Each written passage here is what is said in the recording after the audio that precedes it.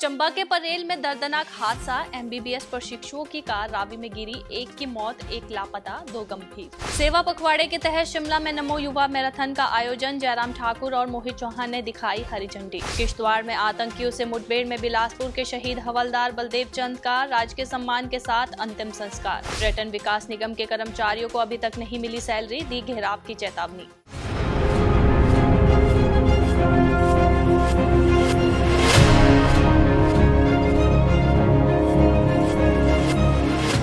नमस्कार, पंजाब के सीटीवी देख रहे हैं आप। मैं कनिका सोनी हाजिर हूं प्रदेश की बड़ी खबरों के साथ।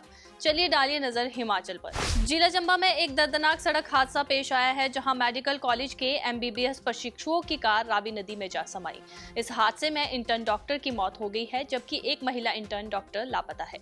ये हादसा आज सुबह करीब 3 बजे के आसपास परेल घार के पास हुआ है। जानकारी के अनुसार मेडिकल कॉलेज चंबा के 4 इंटर्न डॉक्टर एक स्विफ्ट कार में अपने घर की ओर जा रहे थे। अचानक परेल के पास उनकी कार अनियंत्रित होकर गहरी खाई में जा गिरी और रावी नदी में जा समाई। हादसे में कार में सवार अखिलेश, जो कि हमीरपुर का निवासी था, उसकी मौके पर ही मौत हो गई।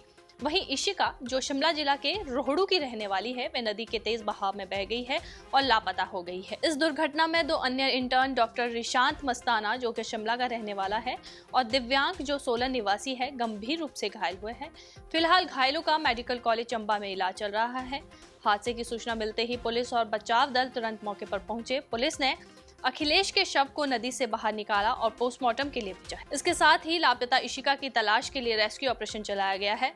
एसपी चंबा अभिषेक यादव ने बताया कि घटना को लेकर मामला दर्ज कर लिया गया है और जांच जारी है। पीएम मोदी के जन्म दिवस पर चल रहे सेवा पखवाड़े के तहत आज भारतीय जनता युवा मोर्चा द्वारा शिमला के रिज मैदान से चौड़ा मैदान तक नमो युवा मैराथन का आयोजन किया गया, जिसे गायक मोहित चौहान और नेता विपक्ष जयराम ठाकुर ने हरी झंडी दिखाकर रवाना किया। मैराथन का उद्देश्य युवाओं को नशे से दूर रखने और स्वस्थ रहने का संदेश देना है। 3 किलोमीटर की मैराथन के प्रति युवाओं में खासा जोश देखा गया और बड़ी संख्या में युवाओं व अन्य लोगों ने मैराथन में हिस्सा लिया। इस मौके पर नेता प्रतिपक्ष जयराम ठाकुर ने कहा कि नशा हिमाचल प्रदेश में तेज गति से फैल रहा है।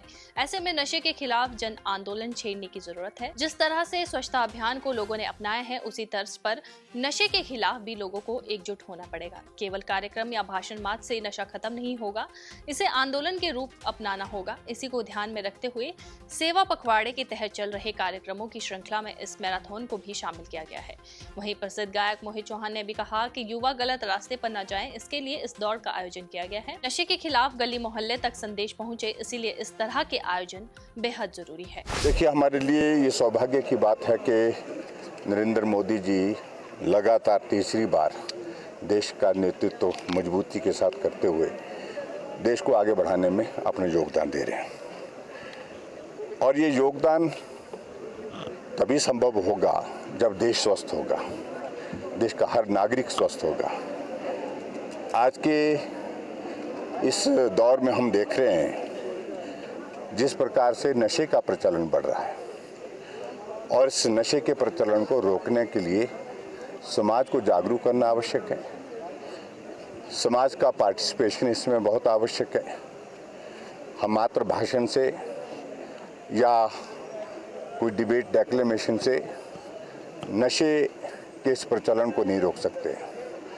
फैसला लेना होगा और फैसले लेने में देश की जनता का उसमें सहभागिता होना आवश्यक है।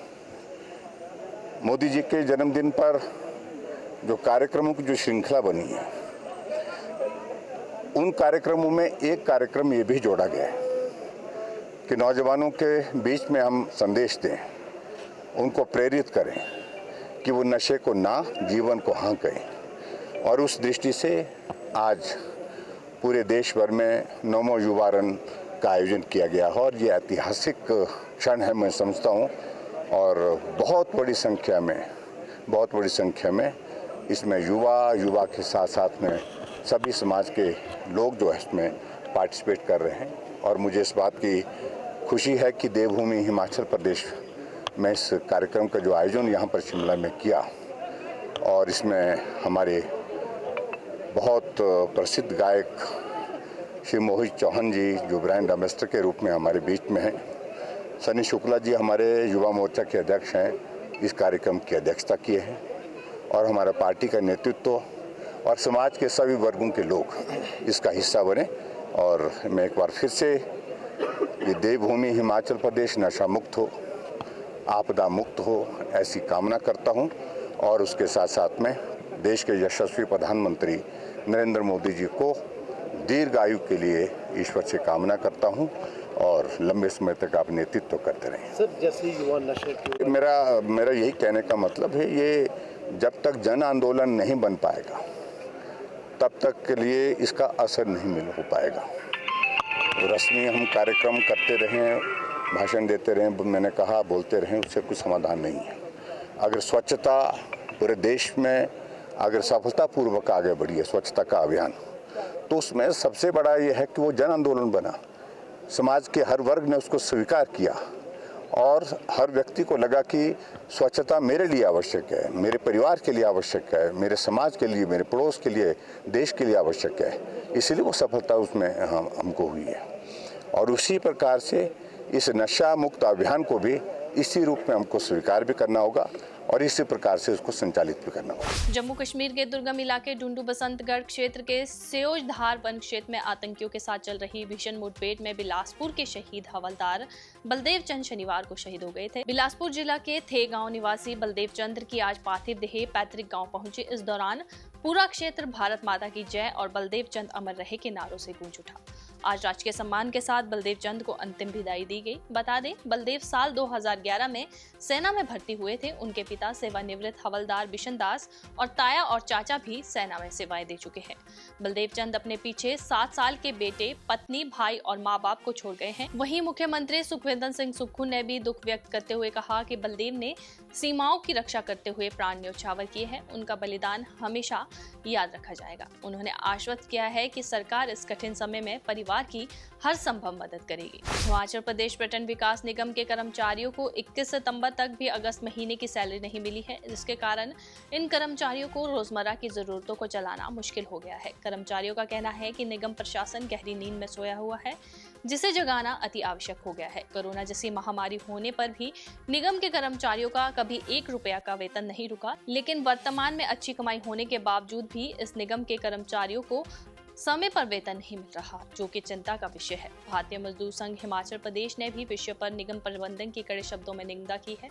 वहीं भारतीय मजदूर संघ ने निगम प्रशासन को चेतावनी दी है कि अगर जल्द निगम के कर्मचारियों का वेतन जारी नहीं किया तो निगम प्रबंधन का घेराव किया जाएगा, जिसकी पूरी जिम्मेदारी निगम प्रशासन की होगी। आज के बुलेटिन में इतना ही। कल फिर मिलेंगे, तब तक बने रहिए पंजाब केसरी टीवी के साथ।